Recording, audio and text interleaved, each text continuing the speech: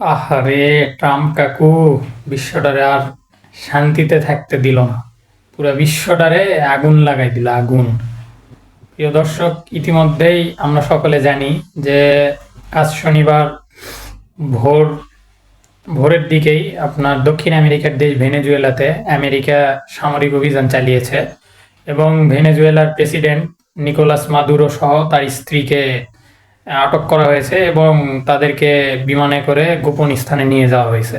এটা পরবর্তীতে যে আমেরিকার প্রেসিডেন্ট আমাদের যে ট্রাম্প কাকু যে দাবি করে উনি নাকি শান্তিতে নোবেল পাওয়া উচিত, উনি উনার ট্রুথ সোশ্যালে জানিয়েছে যে মাদুরোকে গ্রেপ্তার করে তাকে গোপন স্থানে রাখা হয়েছে। মানে কি একটা অবস্থা! মানে উনার মানে আমেরিকা এমন ভাবে মানে বিশ্ব এখনো পর্যন্ত শাসন করে। আমরা তো বেশ কয়েক মাস ধরে দেখতেছি যে ভেনেজুয়েলার সাথে উত্তেজনা চলতেছে। বিভিন্ন মাদক পাচারকারী নৌযান বলে ভেনেজুয়েলার আপনার সমুদ্র উপকূলে বিভিন্ন নৌযানে হামলা চালিয়ে অনেক আপনার হচ্ছে মানুষদেরকে মারা হয়েছে। আজকে ভোরে তো হঠাৎ করেই ভেনেজুয়েলার আপনার হচ্ছে রাজধানীর আকাশে অনেকগুলো সামরিক হেলিকপ্টার দেখা যায় এবং সেখান থেকে মুহুর্মুহু আক্রমণ শুরু হয়।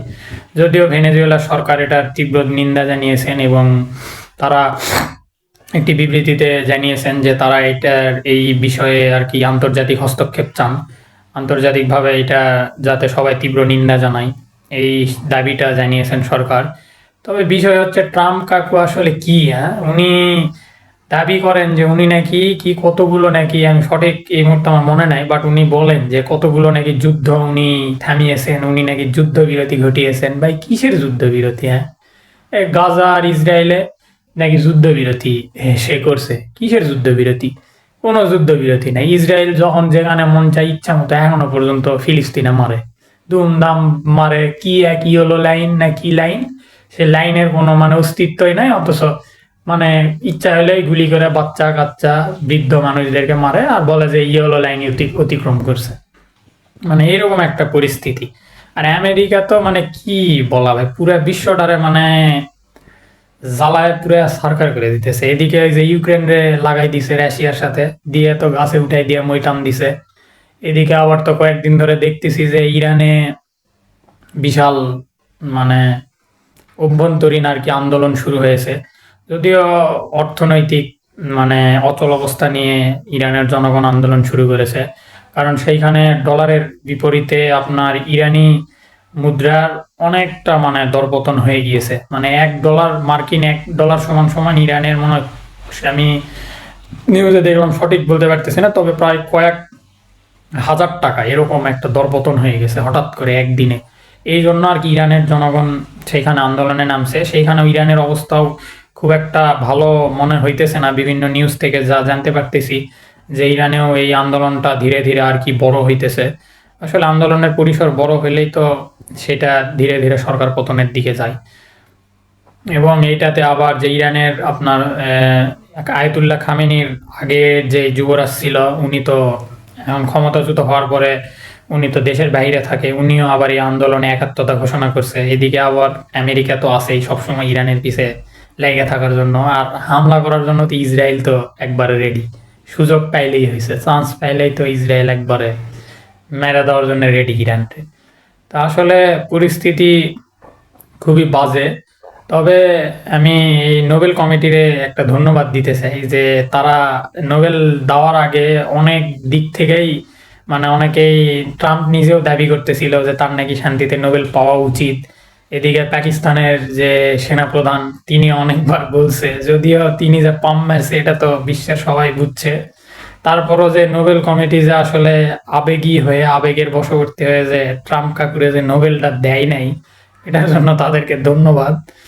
তো এখন এই হলো অবস্থা। আমেরিকা তো আসলে যখন যেখানে যা খুশি করে যায়, তাদের আসলে জাতিসংঘের তোয়াক্কাও তারা করে না। জাতিসংঘ তো আসলে তাদের হাতের মুঠোয়। আর পুরা বিশ্বের ইকোনমি বলতে গেলে সবকিছুই তাদের হাতের মুঠোয়। আইএমএফ থেকে শুরু করে বিশ্ব ব্যাংক যা তা কিছু আছে সবকিছুতেই আপনার ইউএসএ সবচাইতে বেশি অর্থায়ন করে থাকে। এই জন্য আসলে এইসব কোনো কিছু আন্তর্জাতিক আইনের কোনো তোয়াক্কা মানে আমেরিকা তো করে না, ট্রাম্প কাকু তো আরোই করে না। ট্রাম্প কাকু তো মানে ডাইরেক্ট অ্যাকশন।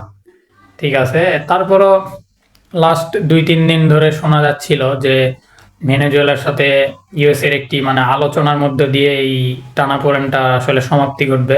এবং আমি নিউজে যতটুকু দেখেছি যে নিকোলাস মাদুরো, ভেনেজুয়েলার প্রেসিডেন্ট, ওনারও লাস্ট উনি যে বক্তব্য দিয়েছেন সেখানে উনি ইঙ্গিত দিয়েছেন যে যুক্তরাষ্ট্রের সঙ্গে আলোচনার মাধ্যমে আর কি সকল সমস্যা সমাধান করার। তো এর মধ্যে তো হঠাৎ করে তো ট্রাম্প কাকু ডাইরেক্ট অ্যাকশনে চলে গেছেন, একবারে ডাইরেক্ট অ্যাকশন। কারণ এটা আমেরিকা এরকমই, আপনারে প্রথমে সুন্দর প্রস্তাব দিবে, প্রস্তাবে আপনি যদি রাজি থাকেন তাহলে খুবই ভালো, তাহলে আর কোনো ঝামেলা নাই।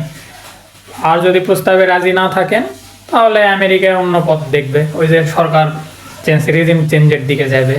আর ভেনেজুয়েলাতে আপনার এই হচ্ছে নিকোলাস মাদুরোর এই সরকারকে রেজিম চেঞ্জেরও চেষ্টা করছে, বাট হয়তোবা সেখানে মানে আমেরিকার তো বোঝেন না মাথা, বুঝতে পারছে যে আসলে কাজ হবে না, ডাইরেক্ট সামরিক অভিযান মানে চালায় একবারে আটক করে ফেলছে। মানে কি একটা অবস্থা দেখেন, ভেনেজুয়েলা কিন্তু একটা স্বাধীন সার্বভৌম রাষ্ট্র, সেই স্বাধীন সার্বভৌম রাষ্ট্রতে মানে ইচ্ছা মতো বলা নাই কারণে ডাইরেক্ট একবারে ইচ্ছা হলো সামরিক অভিযান চালায় প্রেসিডেন্টরে, মানে আমেরিকার মন মতো কাজ করছে না, আমেরিকা যেমনে চাই তেমনে কাজ করতেছে না। বাস জানে যায় আমেরিকার অনেক স্বার্থ আছে, তেলের কিছু বিষয় নিয়ে ঝামেলা আছে, প্লাস ভেনেজুয়েলায় কিছু সামরিক ঘাঁটির বিষয় নিয়ে ঝামেলা আছে আমেরিকার সঙ্গে। এইগুলো বিষয় নিয়ে আমেরিকা যেভাবে বলছে তারা করে নাই, প্লাস সামরিক অভিযান চালাই দিছে। এখন এইটা নিয়ে যে আরও যে কত উত্তেজনা বিরাজ করে এটা এখন দেখার বিষয়। কারণ ভেনেজুয়েলারই পার্শ্ববর্তী দেশ কলম্বিয়ার প্রেসিডেন্টও কিন্তু এটা হচ্ছে সেই প্রেসিডেন্ট যে আপনার হচ্ছে জাতিসংঘের অধিবেশন চলাকালীন আমেরিকার মাটিতে দাঁড়িয়ে যে হচ্ছে ইসরায়েলের বিরুদ্ধে কথা বলেছিল এবং ট্রাম্পের বিরুদ্ধে কথা বলেছিল, সেই প্রেসিডেন্ট কিন্তু কলম্বিয়ার এখন বর্তমানে রয়েছে ক্ষমতায়।